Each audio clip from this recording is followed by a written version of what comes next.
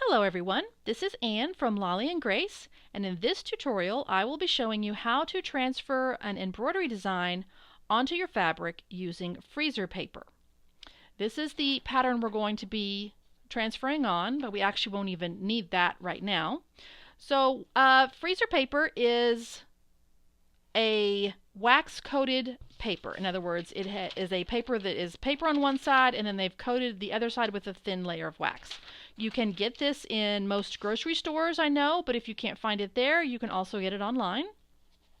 You'll also need your fabric, and you'll also need a press cloth for when we are ironing here in just a minute. So what I've done first, also let me say that this technique is really only going to work for patterns that are smaller, for designs that fit into this is a 4-inch, designs that are going to fit into either a 3, 4, 5, probably maybe the largest you can go is a 6 or a 7, because your pattern itself has to fit in the confines of an 8.5 by 11. So you're kind of kept into what will fit across here.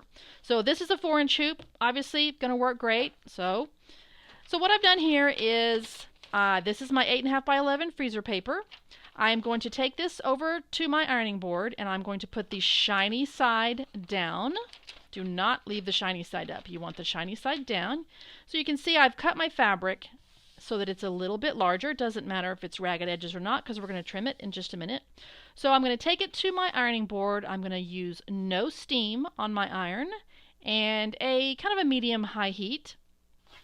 I do want to recommend that you use a press cloth over this because as you iron it, let me talk about this. As you iron it, you want to make sure that you put the iron on and try to get each section of the paper about 7 to 10 seconds. You might want to do a little test to see how hot your iron runs and how much it takes. What you're really doing with the iron is you're just slightly melting that wax so that it sticks onto your fabric. So you want to make sure you get every section ironed on, but definitely use a press cloth over this so that just in case any little bit of wax might melt out the edges. I've never had it happen, but let's just be safe with your iron. You don't want a waxy mess on your iron.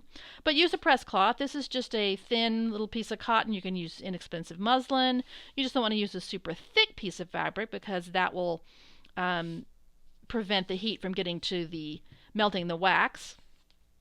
But anyway, just make sure you do that. So I'm going to take this over to my ironing board now and iron the freezer paper onto my fabric, and I'll come back and show you what that looks like. I have now ironed the freezer paper onto my fabric, and I made sure it had cooled off completely before I tested the edges to make sure that I had completely melted the wax. You want it to be melted all the way across, but particularly along the edges. And now that it's really cooled, I can actually see a little section right here that I missed. I can actually very carefully, gently put my finger under there and feel the wax is still sort of slick, so it did not melt right there. I think I have a little spot over here and maybe right down here. So I will go back and very gently iron just those sections that are loose. You don't want to over iron this, like you don't want to hit it with a super high heat for a super long time, because what you'll do is you'll melt that wax away completely and it won't stick at all. So if you've over ironed it, you're going to be like, why is this not sticking? You want it to be just hot enough and enough time to get that wax to melt onto the fabric but not disappear completely. So let me go back and get those couple of spots so that they do not mess up later as I'm putting this through the printer. All right, I'll be right back. Okay, that's better. I just very carefully went along the edges where they were loose, and now I can very gently just sort of take my finger and go like that and make sure that none of those edges are loose. You don't want to dig your fingernail under there because it will come up, because this peels off pretty easily. But I just want to make sure that it's not super loose.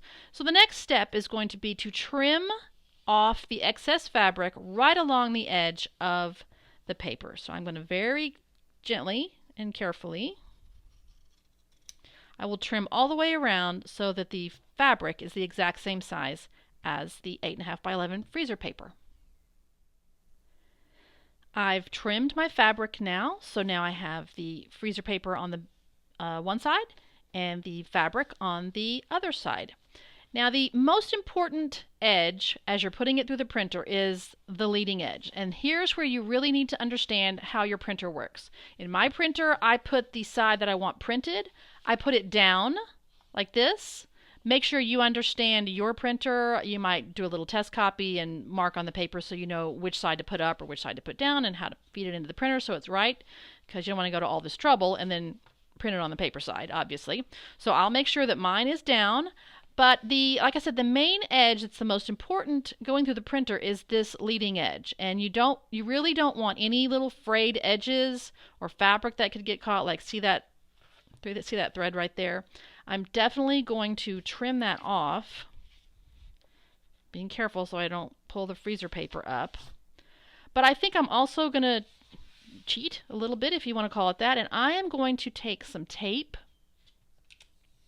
and very carefully I'm going to put some tape and wrap it around this edge that I'm going to send into the printer first so that it just sort of seals it more. So I'm just going to do like this. I'll flip it over and I'll wrap it around and do like that so it's really a nice clean edge. I'll do the other side as well. Make sure most of it is covered. It's all right if it's not every single millimeter of that edge. But I'm just trying to sort of encase that fabric edge. There, I think that'll be all right. So that really took care of that edge, so that will feed cleanly into my printer. So now it's time for me to go to my inkjet printer. I've already did a test print to make sure I know where it's going to print on the paper, right smack in the center. So now I'll go over to my printer and I will run this through the printer. One other thing, depending on the color of your fabric and how thick your lines are and what kind of stitching you're going to be doing, you may want to reduce the opacity of your design. Like if I'm doing white fabrics or light fabrics, I will often drop the opacity down to maybe 70%, so it's a more gray than a dark black, so I'm not having to cover a really super dark line with my thread, my stitching. For this one, I will probably drop the opacity down just a little bit because even though this is a darker pink, I really don't think I need a super dark black line. So I think I'm going to drop it to I'm going to try 70%, and I think that'll be enough for me to see. So that's the only thing to remember while you're doing your printer settings is you might want to drop it down so it's not quite so black. So let me go do that. So remember when I said I was going to put the tape on the leading edge to help it go through my printer? Well, that was not a great idea because I think it was a little too thick with the thickness of the fabric, the freezer paper, and then 2 layers of tape on one side and this side, and it jammed up right there. So I kind of had to carefully pull it out of my printer, and you can see it kind of got wrinkled and a little messed up. But I thought, you know what? I'm going to give it another try. So I just, since the fabric was not ruined on the other side, and it certainly wasn't ruined in the middle where the pattern is, I just turned it around and I sent this side in that did not have the tape, and guess what? It worked great. So there you can see my printed design on the fabric. So even on this kind of dark pink, you can see how well it showed up. Nice crisp lines. Down here where it messed up with the tape, doesn't matter. So the next step is to basically just peel it away from the freezer paper. And now you can see that it just very easily peels right off. And I will say sometimes as it, like up here you can see a little bit, I don't know if you can see that. As it goes through your printer, the paper can sometimes kind of bunch up just a teeny bit or get a couple of little wrinkles. As long as it doesn't fold over itself and mess up, it doesn't matter, because once you pull it off of the freezer paper, you can see here, and then that's my tape. I'll pull it off on that side like that. So I just throw that away, and now this side is not as shiny because the wax was sort of melted into the fabric, but there's no residue on the back side of the fabric. It's not sticky, it's not waxy, it's perfectly fine to stitch on. So all I have to do now is put it in my hoop, start stitching.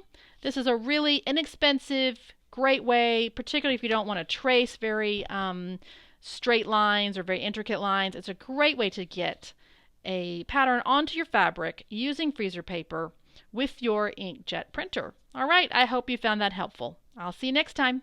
Bye.